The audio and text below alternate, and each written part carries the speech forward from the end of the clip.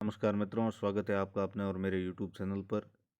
अगर आप मेरे साथ पहली बार जुड़े हैं तो चैनल को सब्सक्राइब करें और अपने मित्रों के साथ शेयर, लाइक, कमेंट ज़रूर करें। आज मैं लाया हूँ DLED VSTC फर्स्ट ईयर प्रथम वर्ष के छात्राध्यापकों के लिए सूचना एवं संप्रेषण तकनीकी प्रश्न पत्र या उसकी पाठ्य पुस्तक। मैं उसकी पाठ्य पुस्तक आपके सामने प्रस्तुत करता हूँ, कोई गलती हो तो क्षमा करना। इसमें 4 इकाइयाँ हैं सूचना एवं संप्रेषण तकनीकी। इसमें पहला है शैक्षिक प्रौद्योगिकी, सूचना प्रौद्योगिकी एवं ई लर्निंग। दूसरी इकाई है विभिन्न संप्रेषण तकनीकों का शिक्षा में उपयोग। तीसरी इकाई है वर्ड प्रोसेसिंग और डाटा प्रोसेसिंग सिस्टम। चौथी इकाई है पावर पॉइंट, इंटरनेट, मल्टीमीडिया एवं कंप्यूटर का रखरखाव संदर्भ सूची। ये है 4 इकाइयाँ। अब हम ये पढ़ते हैं इकाइयाँ। मित्रों, ध्यान से पढ़ना, आपके बहुत काम की चीज़ें, क्योंकि एग्ज़ाम अभी बहुत नज़दीक है। तो हम पढ़ते हैं प्रथम इकाई से। ई लर्निंग हेतु विषय वस्तु का निर्माण करने में शैक्षिक तकनीकी की सहायता से विषय वस्तु इलेक्ट्रॉनिक रूप में ऑनलाइन उपलब्ध कराई जाती है। ई बुक्स, ई लाइब्रेरी, ई रिपोर्ट्स, ई क्लिपिंग, ई जर्नल, ये सभी ई लर्निंग के माध्यम से हैं जिनके द्वारा विषय वस्तु को विद्यार्थियों को उपलब्ध करवाया जाता है। दूसरा है जटिल विषय वस्तु को सरल बनाने में शैक्षिक तकनीकी की सहायता से पाठ्यपुस्तक को क्रमबद्ध रूप से प्रस्तुत कर पाठ्यपुस्तक का विश्लेषण कर जटिल विषय वस्तु को सरल रूप में प्रस्तुत किया जाता है। शैक्षिक तकनीकी में शिक्षण विधियाँ, प्रविधियाँ, शिक्षण व्यूह रचनाओं तथा युक्तियों की सहायता से विषय वस्तु का प्रस्तुतिकरण किया जाता है। शिक्षक सूचनाओं एवं तथ्यों को इस तरह प्रस्तुत करता है कि विद्यार्थी उन्हें अधिक समय तक स्मरण कर सकते हैं, जैसे सामूहिक वाद विवाद, नाट्य अभिनय, कंप्यूटर द्वारा अनुदेशन, ब्रेन स्ट्रमिंग आदि। अगला है विभिन्न विषयों की पाठ्य सामग्री या विषय वस्तु निर्माण में शैक्षिक तकनीकी क्या कक्षा शिक्षण हेतु विभिन्न विषयों की पाठ्य सामग्री निर्माण के साथ साथ दुरुस्त शिक्षा हेतु भी पाठ्य सामग्री निर्माण में सहायता करती हैं। पाठ्य सामग्री निर्माण करते समय शिक्षक विद्यार्थियों की रुचि, योग्यता एवं क्षमता को भी महत्व देता है, तर्कपूर्ण विश्लेषण करता है, उसके स्वरूप, स्तर, भाषा आदि के संबंध में भी निर्णय लेता है। शैक्षिक तकनीकी द्वारा उचित अधिगम अनुभवों, पाठ्यपुस्तकों का चयन, पाठ्य वस्तु का उत्तम अनुदेशन के लिए सफलतापूर्वक आयोजन तथा निर्धारित उद्देश्यों पर आधारित शिक्षण विधियों का चयन किया जाता है। अगला है निदात्मक एवं उच्चारणात्मक शिक्षण में शिक्षक प्रत्येक विद्यार्थी की कमजोरियों का निदान करके उनकी आवश्यकताओं तथा कमजोरियों के लिए उपचारात्मक शिक्षण की व्यवस्था करता है। शिक्षक अनुवर्ग शिक्षण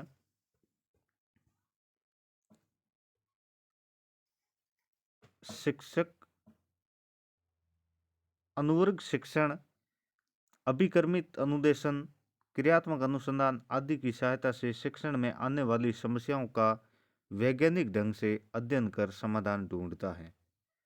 अगला है कला शिक्षण एवं प्रशिक्षण को प्रभावी बनाने में कला शिक्षण में सर्वदर्शी सहायक सामग्री का प्रयोग किया जाता है, क्योंकि इनके द्वारा सीखने में एक से अधिक ज्ञानेंद्रियां कार्य करती है। विद्यार्थी पाठ में अधिक रुचि लेते हैं और सीखने के लिए तत्पर रहते हैं। चलचित्र, रेडियो, डॉक्यूमेंट्री फिल्म, टीवी, अभिनय आदि की सहायता से सूक्ष्म शिक्षण, दल शिक्षण, अनुकरणीय शिक्षण आदि द्वारा प्रशिक्षण को भी प्रभावी बनाने का प्रयास किया जाता है। ईमेल द्वारा शिक्षक और विद्यार्थी अंतःक्रिया कर सकते हैं। प्रदत्त कार्य भी ईमेल द्वारा किया ईमेल द्वारा दिया या जांचा जा सकता है। अगला है शिक्षकों के व्यावसायिक संबलन के लिए। शैक्षिक तकनीकी शिक्षकों के व्यावसायिक संबलन में भी महत्वपूर्ण योगदान देती है। विभिन्न विषयों पर समय समय पर कार्यशालाएं, विचार गोष्ठी, सेमिनार का आयोजन किया जा सकता है।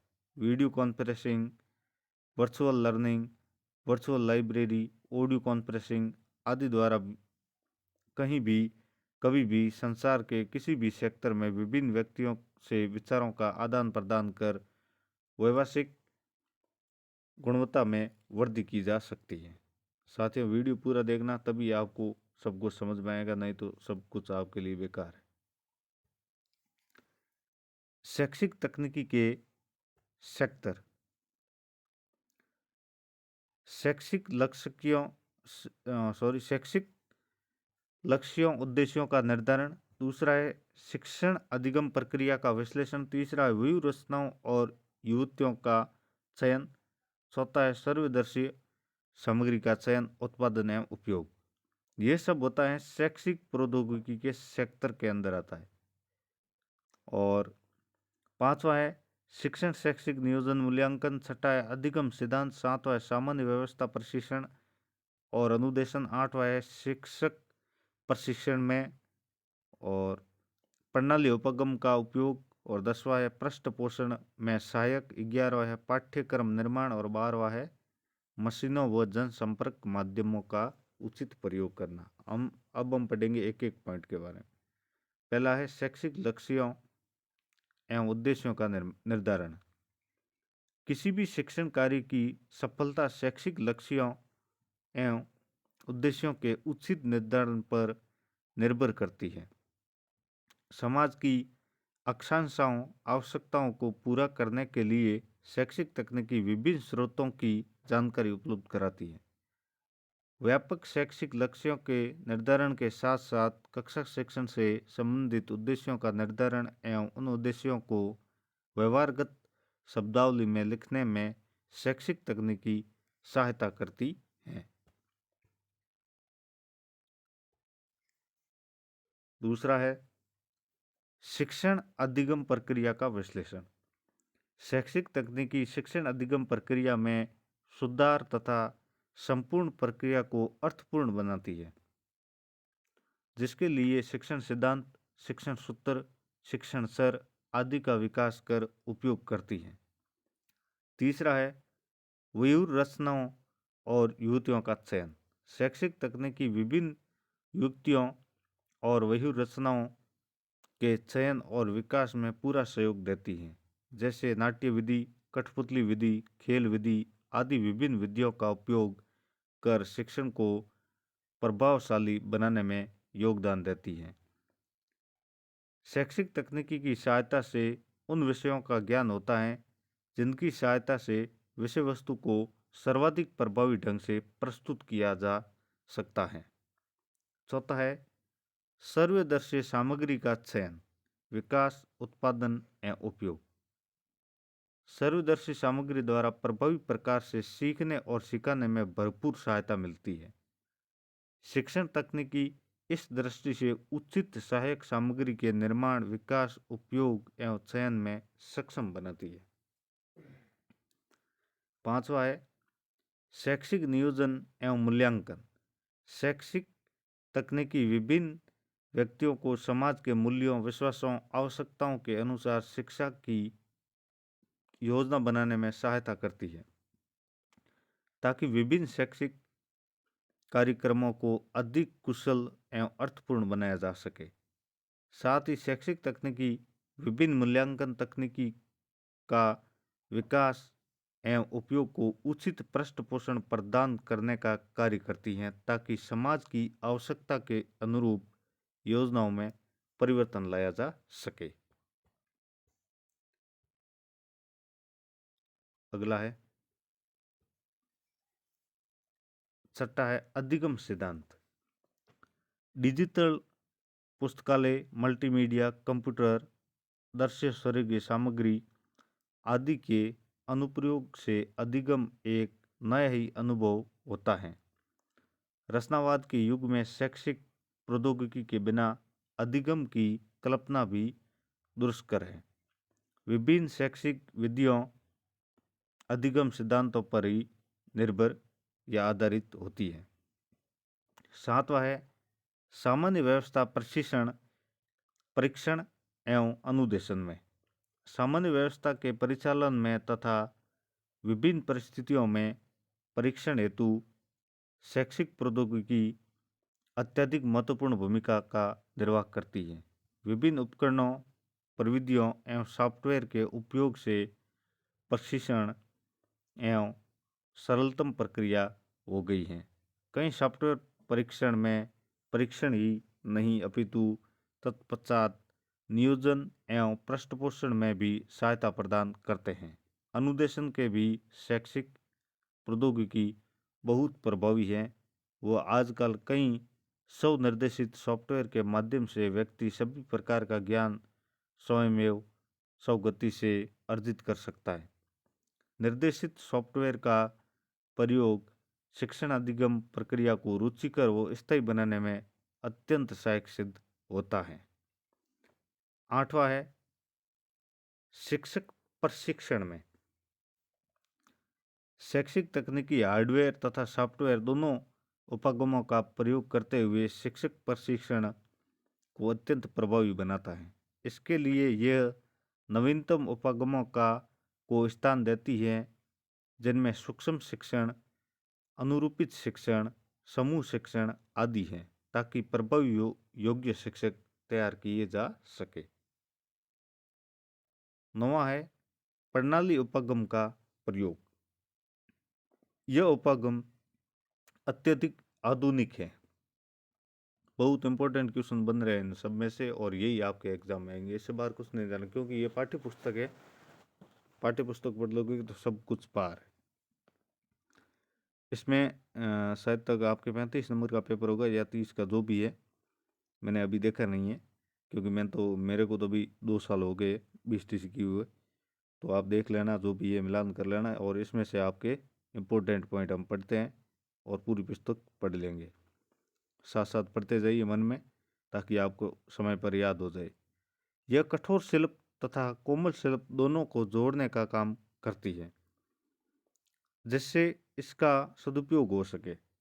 यह उपागम शिक्षा प्रणाली को इस प्रकार से नियोजित व संगठित करता है कि सीमित साधनों से अधिकाधिक शैक्षिक उद्देश्यों की प्राप्ति हो सके। 10वां है पृष्ठपोषण में सहायक। शैक्षिक तकनीकी संपूर्ण शिक्षण प्रक्रिया पर उचित नियंत्रण स्थापित करने व पृष्ठपोषण प्रदान करने का कार्य करती हैं। पृष्ठपोषण की सहायता से शिक्षकों व विद्यार्थियों को उनके अधिगम और शिक्षा विधियों की सफलता असफलता की जानकारी मिलती है, और वे इस पर पुनः विचार कर तदनुसार परिवर्तन करते हैं। 11वां है पाठ्यक्रम निर्माण। शैक्षिक तकनीकी की सहायता से संपूर्ण, समग्र, हितकारी एवं कुशल पाठ्यक्रम को निर्मित करने का प्रयास किया जाता है। उचित अधिगम अनुभवों, पाठ्यपुस्तक के चयन, निर्धारण, निर्धारित उद्देश्यों, शिक्षण विधियां आदि के संदर्भ में पाठ्यपुस्तक की उपयुक्तता को जांचने में यह सहयोग देती है। 12वां है मशीनों व जनसंपर्क माध्यमों का उचित प्रयोग। शैक्षिक तकनीकी विभिन्न प्रकार की मशीनों तथा जनसंपर्क माध्यमों से भी संबंधित होती हैं, जैसे कंप्यूटर, प्रोजेक्टर आदि। शैक्षिक तकनीकी इन सभी साधनों से परिचित कराने एवं उनके उपयोग में कुशलता लाने का कार्य करती हैं।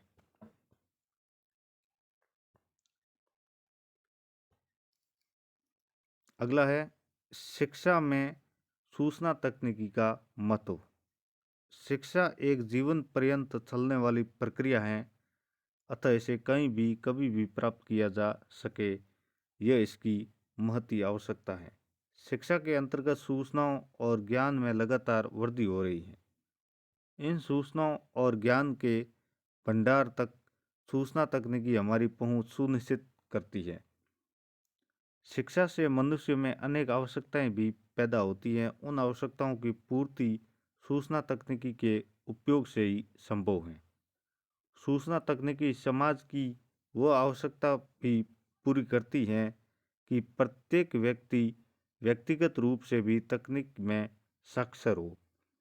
हमें शिक्षा की पहुंच का दायरा बढ़ाने तथा शिक्षण सामग्री के खर्चों में भी कमी लाने की आवश्यकता है, जो हमारे साक्षरता तथा गरीबी जैसी अन्य समस्याओं के उन्मूलन के लिए भी महत्वपूर्ण चुनौती है। इसमें सूचना प्रौद्योगिकी का उपयोग महत्वपूर्ण भूमिका निभा सकता है।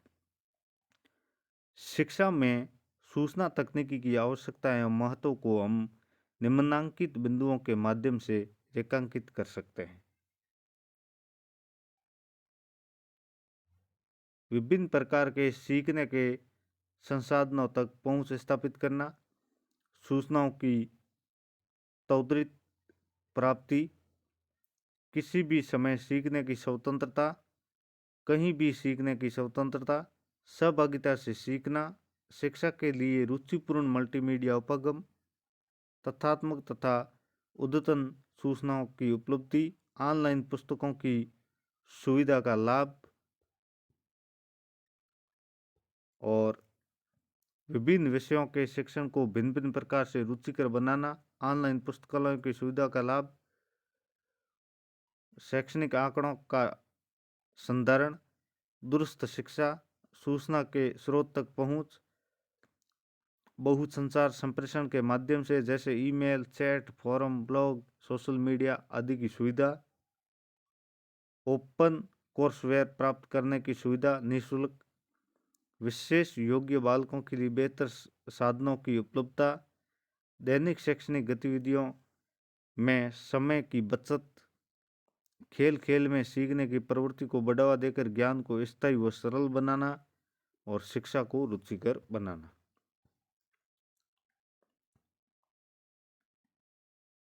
अब ये एक सारणी दी गई है। हार्डवेयर तकनीकी के प्रकार। हार्डवेयर तकनीकी के प्रकार इसमें है सर्व सामग्री और एक है दृश्य सामग्री, एक है सर्वदर्शी सामग्री।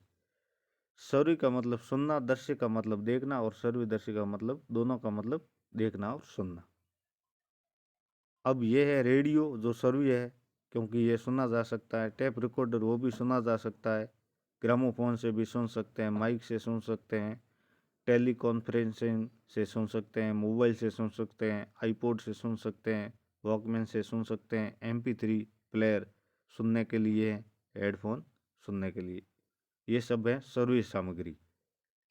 अब है दृश्य सामग्री जिससे हम देख सकते हैं, सिर्फ ग्राफ है जिसको देख सकते हैं, चित्र को देख सकते हैं, ट्रांसपेरेंसी देख सकते हैं, स्लाइड्स को देख सकते हैं, पावर पॉइंट से देख सकते हैं, पुस्तक भी देख सकते हैं, चार्ट देख सकते हैं, मॉडल देख सकते हैं, पारदर्श देख सकते हैं, वास्तविक वस्तुएं देखने के लिए, फोटोग्राफ देखने के लिए, बुलेटिन बोर्ड देखने के लिए, डिस्प्ले बोर्ड भी देखने, ये सब है देखने के लिए जो दृश्य सामग्री। अब है जिससे हम देख भी सकते हैं और सुन भी सकते हैं, वो है सर्वदर्शी सामग्री। दूरदर्शन टीवी जिससे हम सुन भी सकते हैं, पढ़ भी सकते हैं, देख भी सकते हैं। LED से भी ये सब कर सकते हैं, LCD से भी देख सकते हैं, सुन सकते हैं, वीडियो कॉन्फ्रेंसिंग से भी सुनना और देखना दोनों होता है, और इंटरएक्टिव बोर्ड से भी दोनों होता है। मोबाइल से हम सुन देख सकते हैं, चलचित्र से भी सुन देख सकते हैं और CCTV से भी सुन देख सकते हैं। और ये है सोशल नेटवर्किंग और टैबलेट और लैपटॉप, ये सब सर्वदर्शी सामग्री है, सुनना और देखना। अगला है संप्रेषण के प्रकार। संप्रेषण को मुख्य दो भागों में बांटा गया है, शाब्दिक संप्रेषण और अशाब्दिक संप्रेषण। पहला है शाब्दिक संप्रेषण। जब कोई संप्रेषण केवल शब्दों के माध्यम से दिया जाता है तो इसे शाब्दिक संप्रेषण कहते हैं। शाब्दिक संप्रेषण भी दो प्रकार का होता है। पहला है मौखिक शाब्दिक संप्रेषण।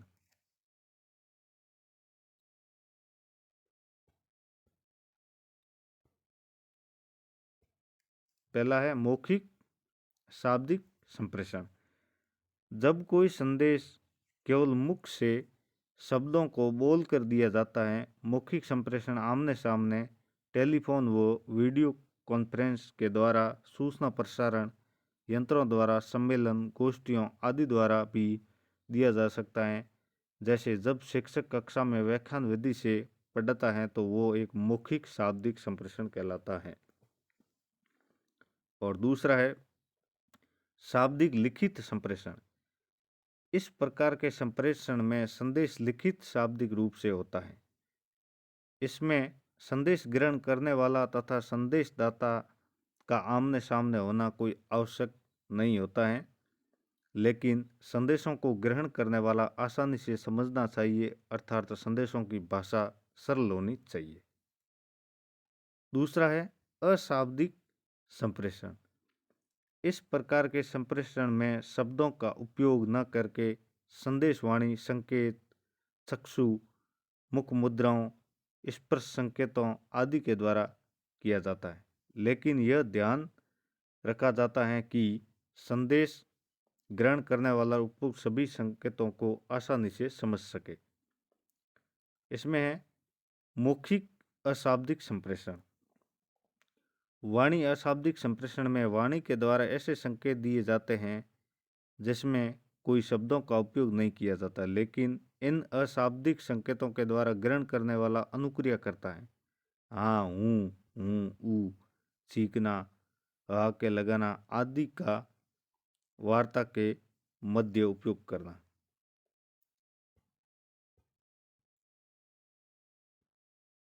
अब है चक्षु संपर्क एवं मुख मुद्राएं। अशाब्दिक संप्रेषण में आँखों के द्वारा संकेत दिया जाता है, जैसे आंखें निकालना, मुख मुद्राओं में मुस्कुराना। विद्यार्थी शिक्षक की मुख मुद्रा को शिक्षक तथा शिक्षक की मुख मुद्राओं को विद्यार्थी आसानी से समझ सके। आश्चर्यजनक स्थिति, क्रोध या नाराजगी की स्थिति या मुख बधिरों के लिए यह संप्रेषण लाभप्रद रहता है। स्पर्श संपर्क। इसके द्वारा शिक्षक कक्षा में पृष्ठ पोषण जब उनके सिर पर हाथ रखकर पीठ थपथपा कर देता है तो छात्र बहुत प्रसन्न होते हैं। वो छात्र कक्षा में ही सही अनुक्रिया करने के लिए पुनः प्रयत्न करते हैं। दृष्टिहीन छात्रों के लिए तो स्पर्श एक बहुत बड़ा वरदान सिद्ध होता है। ये गतिविधि ये तो हमें पढ़ने की आवश्यकता है नहीं। संप्रेषण की आवश्यकता। उचित संप्रेषण देने वाले तथा संदेश प्राप्त करने वाले दोनों ही व्यक्ति को संतुष्ट करता है तथा अपने उद्देश्यों में सफलता दिलाता है। संप्रेषण अपने व्यवसाय एवं कार्य को सुव्यवस्थित तथा संचालन के लिए भी मदद करता है। इसकी आवश्यकता निम्न कारणों से स्पष्ट होती है। एक संप्रेषण प्राप्तकर्ता न्यूनतम समय में अधिकतम कार्य। एक संप्रेषण प्राप्तकर्ता बिना स्पष्ट संदेश के अपने कार्य को बिना समय बर्बाद किए सही तरीके से संपन्न करने में सफल नहीं हो सकता।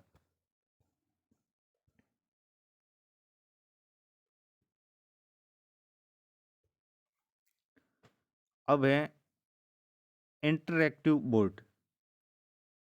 यह इंटरैक्टिव बोर्ड स्पर्श संवेदी स्क्रीन युक्त होता है जो कंप्यूटर और प्रोजेक्ट के संयोजन से कार्य करता है। शिक्षकों ने इसे सहभागिता, विद्यार्थी शिक्षकों की अधिगम क्षमता में वृद्धि करने में और प्रभावी पाठ योजना बनाने में बहुत उपयोगी माना है। यह डिजिटल पाठ्यपुस्तक और मल्टीमीडिया सामग्री को बहु विद्यार्थी शिक्षण वातावरण में काम में लाने में उपयुक्त है। शिक्षण में इंटरनेट बोर्ड के कुछ प्रमुख उपयोग निम्नलिखित हैं। लिखित सामग्री व चित्रों को प्रदर्शित करना, ये कई दो पढ़ रहे हैं हम। नोट्स को ईमेल, वेब व प्रिंटर द्वारा प्राप्त करना। नोट्स अथवा अध्ययन सामग्री को शिक्षण हेतु दोबारा उपयोग में लाने हेतु सुरक्षित रखना। समूह के रूप में वेबसाइट्स देखना। कंप्यूटर से जोड़कर अथवा जोड़े बिना सॉफ्टवेयर का उपयोग करना। टेम्पलेट, चित्र एवं मल्टीमीडिया के साथ पाठ गतिविधियों का निर्माण करना। शैक्षिक वीडियो क्लिप्स व नोट्स लिखना। अधिगम सामग्री को समृद्ध बनाने हेतु व्हाइट बोर्ड सॉफ्टवेयर तथा अन्य प्रेजेंटेशन टूल्स का उपयोग करना। और विद्यार्थी शिक्षकों एवं शिक्षक द्वारा तैयार पाठ योजना का प्रदर्शन करना। यह बोर्ड विद्यार्थी, शिक्षक और अधिगम सामग्री के मध्य अंतःक्रिया करता है।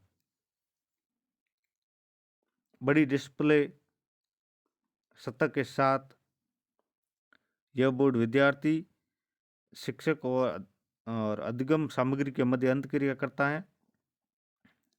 मल्टीमीडिया संसाधनों का उपयोग करके विद्यार्थी को उस स्तरीय अंतःक्रिया को बढ़ावा देता है।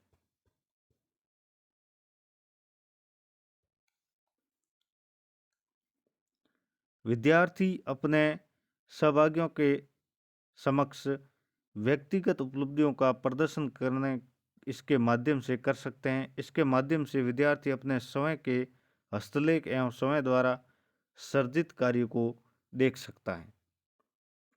अतियोगी एवं अति सक्रिय विद्यार्थी को पारस्परिक कक्षाओं में व्यस्त रखना बहुत कठिन होता है, क्योंकि वे बहुत ज़्यादा समझने, देखने या सुनने वाले होते हैं। वे टच स्क्रीन, गति और जगह का उपयोग करके व्हाइट बोर्ड द्वारा अपने अधिगम को पुनर्बलित कर सकते हैं। श्रवण बाधिता युक्त विद्यार्थी देखकर ज़्यादा सीखते हैं। जो सुन नहीं सकते हैं उसको श्रवण बाधित कहते हैं। जैसे कोई न सुन सकता हो, उसके लिए ये व्हाइट बोर्ड बहुत काम की चीज़ है। यह बोर्ड उसको संकेतों द्वारा युक्त दृश्य सामग्री, प्रेजेंटेशन आदि के माध्यम से सीखने के अवसर देता है। कमजोर दृष्टि वाले विद्यार्थी इसके माध्यम से बड़े आकार में सामग्री व लेख को बड़ी सतह पर देख सकते हैं, जो कि कंप्यूटर की छोटी स्क्रीन पर संभव नहीं हो पाता। शिक्षकों के लिए भी यह महत्वपूर्ण या निम्नानुसार उपयोगी है, तो ये हमें देखने की जरूरत नहीं है, क्योंकि यह मेरा एग्जाम नहीं पूछा जाता है, ये तो ओनली फॉर क्वेश्चन है। अब एक सारणी और है, सूक्ष्म शिक्षण प्रक्रिया। क्लिप्ट एवं उनके सहयोगियों के अनुसार सूक्ष्म शिक्षण प्रक्रिया निम्न 3 अवस्थाओं में संपन्न होती है। पहली है ज्ञान प्राप्ति की अवस्था, दूसरी है कौशल अधिग्रहण अवस्था, तीसरी है स्थानांतरण अवस्था। तो ज्ञान प्राप्ति की अवस्था है जो सूक्ष्म शिक्षण एवं अध्यापन कौशल का सैद्धांतिक ज्ञान देना और ज्ञान कौशल प्रदर्शन का निरीक्षण और प्रदर्शित कौशल का विश्लेषण। अब है कौशल अधिग्रहण शिक्षण। यह सूक्ष्म पाठ तैयार करना, कौशल का आभास व पुनः शिक्षण और निष्पादन का मूल्यांकन। अब है स्थानांतरण अवस्था, कौशल का वास्तविक अध्यापन, वास्तविक कक्ष में सीखे हुए कौशल का उपयोग। पढ़ते हैं सूक्ष्म शिक्षण के बारे में सैद्धांतिक ज्ञान देना। सर्वप्रथम विद्यार्थी शिक्षकों को सूक्ष्म शिक्षण के अर्थ, महत्व, कार्यपद्धति एवं विस्तार से चर्चा की जानी चाहिए। अब शिक्षण कौशलों की चर्चा। विभिन्न शिक्षण कौशलों एवं उनके घटकों से परिचित करवाया जाए तथा उनका शिक्षण में उपयोग एवं शिक्षण कौशलों में शामिल अध्यापक व्यवहार संबंधी घटकों पर चर्चा की जानी चाहिए। अब किसी विशिष्ट शिक्षण कौशलों का चयन। सूक्ष्म शिक्षण में एक समय में एक ही शिक्षण कार्य का आभास कराया जाता है, अतः किसी एक कौशल का चयन किया जाता है।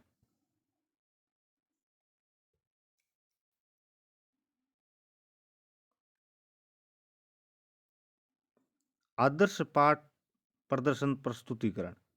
शिक्षण कौशलों को पूरी जानकारी के पश्चात आदर्श सूक्ष्म पाठ प्रस्तुत किया जाता है।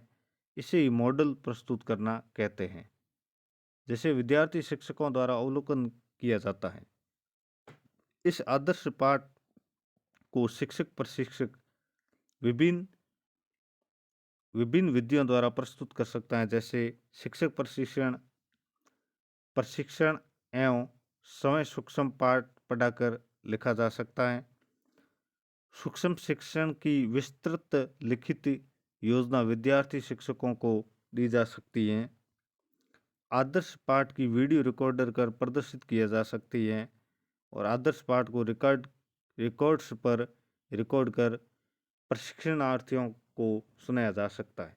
आदर्श पाठ निरीक्षण एवं समालोचना। आदर्श पाठ जिस रूप में भी विद्यार्थी शिक्षकों ने अवलोकन किया हो, उनका वे विश्लेषण करते हैं। पाठ की समालोचना करने के लिए प्रत्येक प्रशिक्षणार्थी को प्रत्येक शिक्षण कौशलों के लिए अलग अलग निरीक्षण प्रपत्र दिए जाते हैं तथा उसका उपयोग करने की विधि भी बताई जाती है। इससे विद्यार्थी शिक्षकों को आवश्यक शिक्षण कौशल अर्जित करने में सहायता मिलती है। साथ ही शिक्षक प्रशिक्षण को आवश्यक प्रतिपुष्टि भी मिलती है। सूक्ष्म पाठ योजना तैयार करना। इस सोपान में विद्यार्थी शिक्षक शिक्षण कौशलों का अभ्यास करने के लिए पाठ्यपुस्तक की इकाई पर एक सूक्ष्म पाठ योजना तैयार करता है। इस कार्य के लिए अपने अध्यापकों से भी परामर्श कर सकते हैं। अब है सूक्ष्म शिक्षण की विशेषताएं। सूक्ष्म शिक्षण और इससे जुड़ी हुई विशेषताएं। सूक्ष्म शिक्षण से समय की बचत। सूक्ष्म शिक्षण से शिक्षण जटिलता कम होती है। सूक्ष्म शिक्षण से शिक्षक शिक्षा में एक प्रयोग। सूक्ष्म शिक्षण यह एक विद्यार्थी को शिक्षण कौशल की प्रशिक्षण तकनीकी है, न कि शिक्षण पद्धति। यह वास्तविक शिक्षण की जटिलता को कम करती है। एक समय में एक ही कौशल का अभ्यास होता है। कक्षा का आकार छोटा होता है, 5 से 10 विद्यार्थी। सूक्ष्म शिक्षण में ये सब सारणी इम्पोर्टेंट है, पढ़ लेना पूरी, या आप चाहे तो इसका स्क्रीनशॉट भी ले लेना। पाठ योजना की समयावधि कम। एक ही संप्रत्य की विषय वस्तु को सीमित करता। तुरंत प्रतिपुष्टि अधिगम अभिप्रेरणा बढ़ती है, समूह द्वारा टैप वीडियो द्वारा। ये थी सारणी, स्क्रीनशॉट ले लें आप। अब है सूक्ष्म शिक्षण चक्र। पहला है पाठ योजना का निर्माण, दूसरा है शिक्षण, तीसरा है पुनर्बलन तथा पृष्ठपोषण, चौथा है पुनः पाठ योजना का निर्माण, पांचवा है पुनः शिक्षण और छठा है पृष्ठपोषण। साथियों, यह टॉपिक हमारा समाप्त हुआ सूचना एवं संप्रेषण तकनीकी का। आप पूरा ध्यान से पढ़ लिया होगा आपने, और मुझे कमेंट में बताएं आपको कैसा लगा वीडियो, और अपने मित्रों के साथ लाइक शेयर और चैनल को सब्सक्राइब ज़रूर करें। धन्यवाद।